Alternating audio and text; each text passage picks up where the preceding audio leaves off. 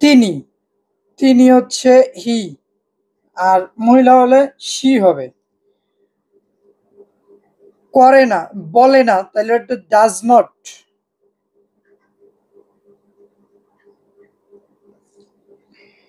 কথা, এর ইংলিশ হচ্ছে টক।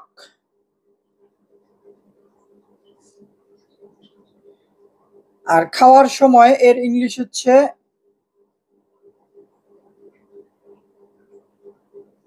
During mills. খুব সুন্দর, এটা আমরা দৈনন্দিন জীবনে খুবই ব্যবহার করে থাকি। এটা একটু কঠিন মনে হচ্ছে, শিখে নিতে হবে। He does not talk during meals. এখানে এখানে হির জায়গায় আই, হির জায়গায় আপনারা ইউ দিয়েও করতে পারেন। সেই ক্ষেত্রে এখানে অক্সিলারি ভার্বের চেঞ্জেস আসবে। এটা আপনারা করে আমাকে জানাবেন, না পারলে আমাকে জানাবেন, আমি এবার সলভ করে দিব আগামী পর্বে।